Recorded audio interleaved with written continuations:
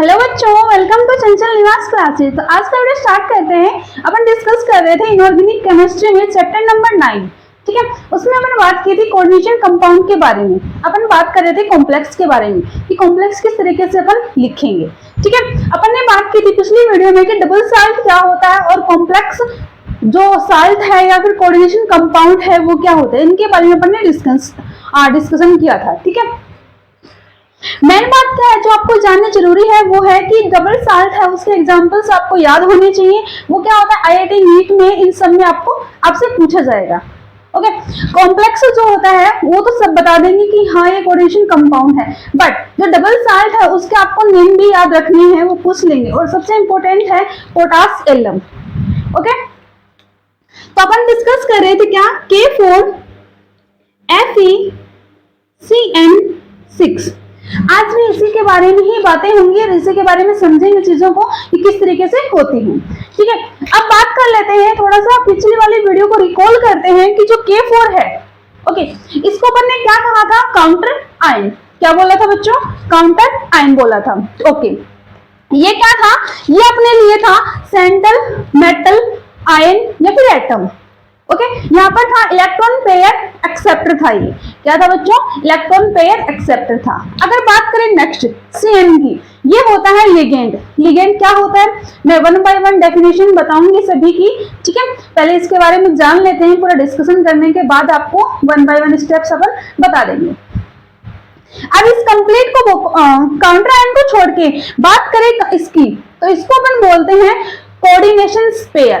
क्या बोलते हैं, कोऑर्डिनेशन स्पेयर।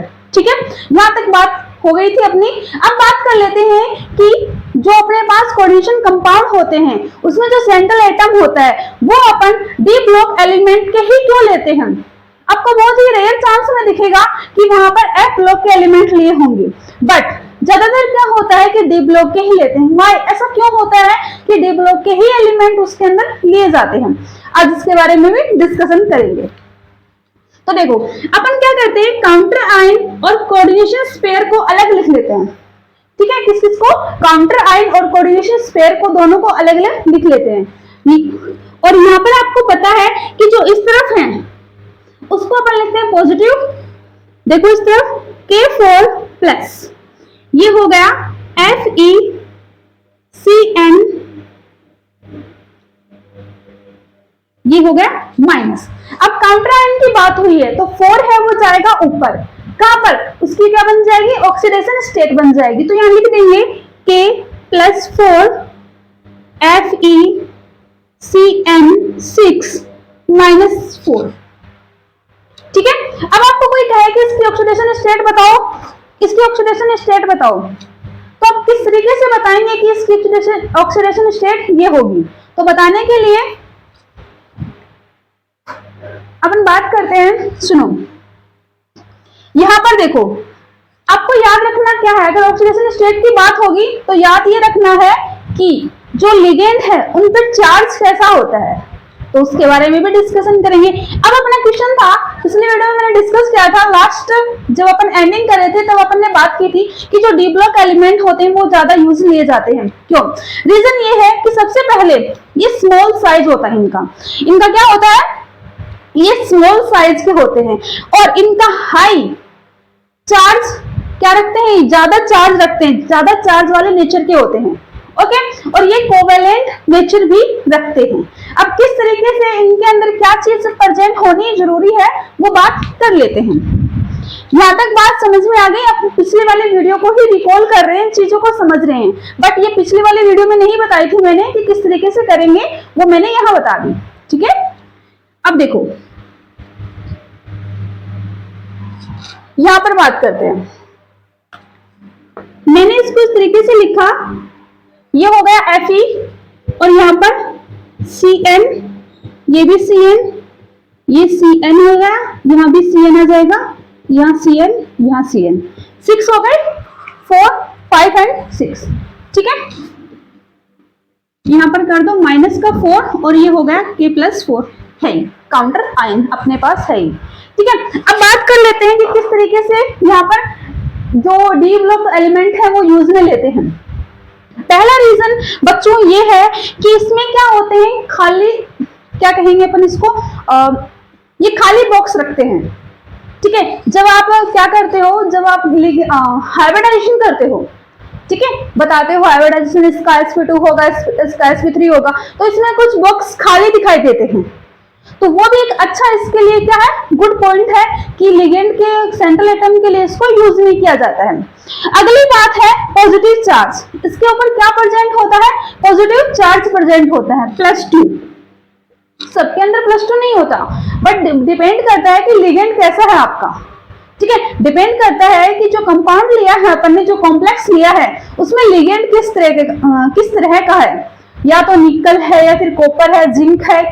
ठीक है, अब इसमें क्या होना चाहिए, वैकेंट ऑर्बिटल प्रेजेंट होने चाहिए, वही है कि खाली बॉक्स प्रेजेंट होने चाहिए।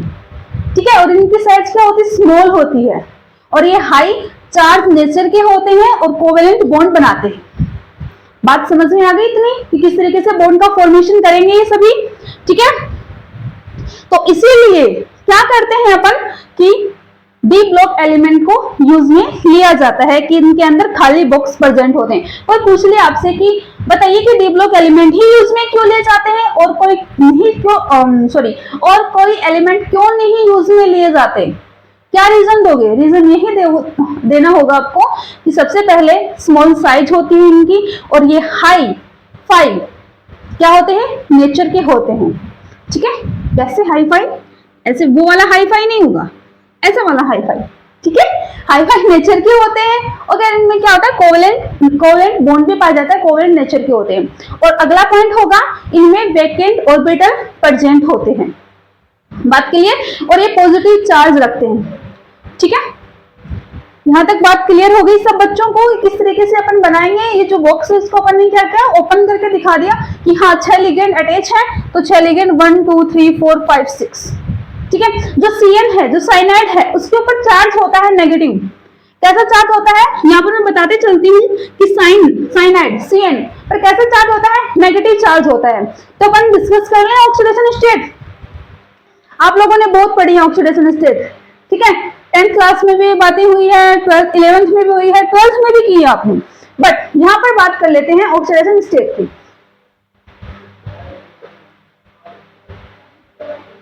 अपन क्या करेंगे, जो काउंटर आयन है उसको पॉजिटिव और नेगेटिव में लिख लेंगे, कोऑर्डिनेशन पेयर है उसको अलग लिखेंगे, काउंटर आयन को अलग लिखेंगे, जो चार्ज है उसको भी अलग दिखाएंगे। ठीक है, तो यहाँ लिखेंगे, पता है ये बात, ये यहाँ इस तरीके से लिखा जाएगा, यहाँ पर हो जाएगा Fe, ये हो जाएगा CN6-4। अपने को निकालनी है सेंट्रल एटम की ऑक्सीडेशन स्टेट। ठीक है, याद रखना ऑक्सीडेशन स्टेट निकालनी है अपने को। ओके, तो निकालते हैं, यहाँ पर देखेंगे कि Fe यहाँ पर लिख लो X। ठीक है, क्या लिखेंगे, X लिखेंगे। ठीक है, X के बाद आएगा CN का चार्ज नेगेटिव। ठीक है, तो यहां पर हो जाएगा -1 इंटू 6, -1 इंटू 6। ठीक है, इक्वल टू माइनस का 4।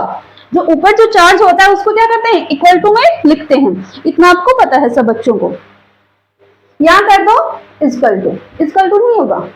ठीक है, बात समझ में आई। अब देखो x -6 इक्वल टू माइनस का 4, तो क्या आ जाएगा अपने पास, -6 को इस तरफ लिखेंगे तो आएगा -4 + 6, तो प्लस का 2।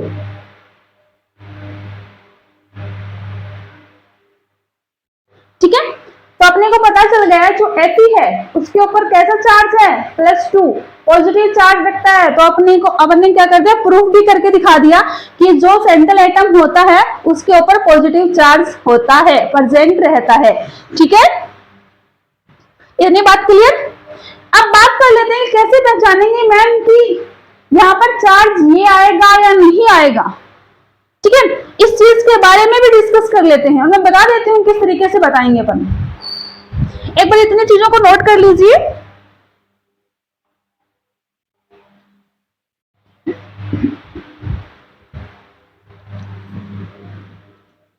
अब देखिए,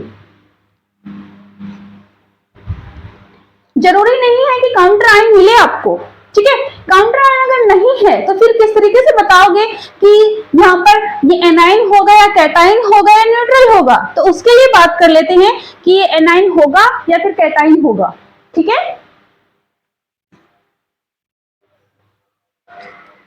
तो देखो,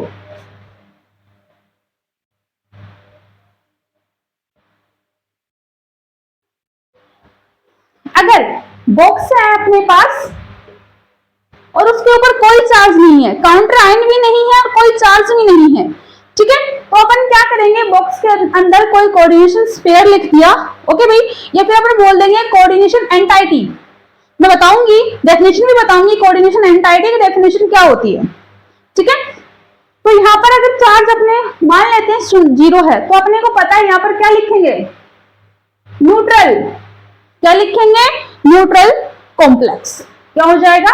न्यूट्रल कॉम्प्लेक्स, ठीक है। अगर बॉक्स के अंदर नेगेटिव चार्ज है, एनायनिक, क्या हो जाएगा? Anionic complex.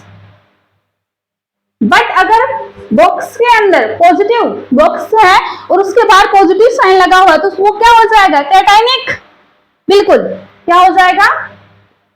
Cationic complex. तो ये बातें ध्यान में रहेंगी। अगर काउंटर आयन नहीं है और आपको दे दिया ओनली कोऑर्डिनेशन स्फीयर, तो आप किस तरीके से पता लगाओगे कि ये न्यूट्रल है, एनायनिक है या कैटायनिक है? यहाँ पर देख लेना, कोई चार्ज नहीं है, न्यूट्रल हो जाएगा, ठीक है। बता देंगे अपन ऑक्सीडेशन स्टेट आराम से इजी वे में अपन बता सकते हैं, एनायनिक कैटायनिक, ओके। जो लिगेंड है उनके ऊपर जो चार्ज होता है, ठीक है, वो आपको याद रखने होंगे। कुछ हैं जो 12th क्लास में यूज में लिए जाते हैं, ज्यादा यूज में नहीं लिए जाते, आगे बड़ी क्लासों में इनको ज्यादा यूज में लिए जाते हैं, तो कुछ ज्यादा ही लार्ज वे में समझाए जाते हैं चीजें, बट यहाँ भी आपको बताएंगे, कंप्लीट होगा। जो आपके लिए इंपॉर्टेंट होंगे लिगेंड्स, उनके ऊपर मैं टिक करते जाऊंगी, वो आपको याद करना है, ठीक है। लिखवा दूंगी, ऐसा नहीं आप बीएससी एमएससी करोगे या नेट की तैयारी करोगे तो उनमें भी काम आएंगे, ठीक है। तो इतनी बातें पता चल गई आप सभी को। अब कुछ डेफिनेशंस समझ लेते हैं जो वेरी इंपॉर्टेंट हैं। इंपॉर्टेंट क्या है कि पहली बात क्या करते हैं कि बच्चे इनमें कंफ्यूज हो जाते हैं, किसमें? कोऑर्डिनेशन कंपाउंड के अंदर, कि ये काउंटर आयन है, ठीक है, एक बार तो याद कर लिया, वीडियो देखा, हाँ समझ में आ गया, काउंटर आयन है, इसको ये बोलते हैं, बट फोकस नहीं होता, तो इसलिए क्या होता है, कंफ्यूज हो जाते हैं कि ये क्या है क्या नहीं है। तो मैं एक एक की डेफिनेशन लिखवा रही हूँ कि काउंटर आयन क्या होगा, कोऑर्डिनेशन स्फीयर क्या होता है, ठीक है, लिगेंड क्या होंगे, सेंट्रल एटम क्या होता है, उन सब के बारे में बातें करेंगे। तो एक बार यहाँ तक नोट कर लीजिए, फिर स्टार्ट करते हैं अपना नेक्स्ट डेफिनेशंस के बारे में बातें करेंगे।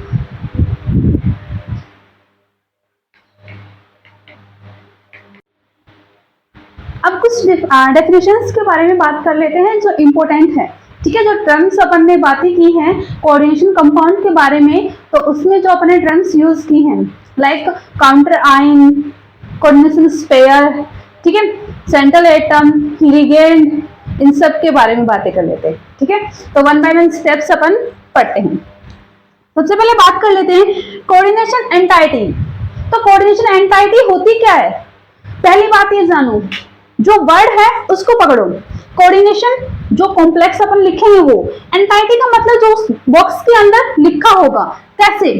देखो यहाँ पर मान लीजिए M हो गई मेटल, M क्या हो गई? मेटल। L हो गया लिगेंड, L क्या हो गया? लिगेंड। और ये N, ठीक है, इसको स्मॉल बॉक्स में बंद करेंगे, ये हो गया N, ओके। ये क्या होती है? Coordination entity. क्या हो जाएगी बच्चों? ये कोऑर्डिनेशन एंटाइटी। अच्छे से ध्यान में रखना कि मेटल बॉक्स होगा, मेटल बॉक्स के अंदर क्या होगा? मेटल लिगेंड, और उसकी जो संख्या होगी, नंबर होंगे वो, तो वो क्या हो जाएगी अपने लिए? Coordination entity. समझो, वही चीज यहाँ पर लिखी हुई है, तो समझो क्या लिख रखा है। जो सेंट्रल एटम है अपने पास, जो सेंट्रल एटम है या फिर आयन है, वो बॉन्डेड होंगे two fix number of ion and molecule, fix हो जाएंगे जाएंगे किससे, आयन एंड मॉलिक्यूल से। सेंट्रल एटम में कोई भी आयन और मॉलिक्यूल लेंगे वो फिक्स हो जाएंगे। कैसे, एग्जांपल की बात करें तो यहाँ पर देखो कोबाल्ट है, Cl3 है, ठीक है, और NH3 है, अमोनिया है। अब जो NH3 है साथ के साथ लिखते जाना बच्चों, क्या क्या लिखते जाओगे, इसके ऊपर चार्ज कैसा होता है, लिगेंड के ऊपर जो चार्ज है मैं बता रही हूँ वो लिखते जाना। पहले मैंने बात की थी Cn पर, क्या होता है नेगेटिव चार्ज, NH3 होता है उस पर चार्ज होता है न्यूट्रल, कोई चार्ज नहीं होता। क्लोरीन पे चार्ज होता है नेगेटिव, ठीक है। अब इससे पता कर लेंगे अपन। अगला एग्जांपल है निकल और CO4, ठीक है। अब इसकी बात करें तो अपन देखेंगे जो CO है 4 है, सॉरी CO है, उसके ऊपर चार्ज कैसा होता है 2, कैसा होता है -2, या कई जगह मिलेगा अपन आपको -1, ठीक है। तो ये फिक्स बता देंगे किसके लिए यूज में लिया जाएगा, ओके। सॉरी, तो कोऑर्डिनेशन एंटाइटी का पता चल गया कि फिक्स नंबर होगा एटम एंड आयंस का, ओके। और सेंट्रल एटम के अंदर जो बॉक्स के अंदर फिक्स होगा उसी को अपन कोऑर्डिनेशन एंटाइटी बोलेंगे। नेक्स्ट है अपने पास क्या, उसको समझ लेते हैं कि सेंट्रल एटम एंड आयन क्या है बच्चों, सेंट्रल एटम एंड आयन। जब बात करेंगे सेंट्रल एटम एंड आयन की तो मैंने बताया था कि सेंट्रल एटम जो आयन है वो क्या होता है, लोन पेयर एक्सेप्टर होता है। क्या करेगा, लोन पेयर एक्सेप्टर होगा, और क्या होंगे, लुईस एसिड होंगे।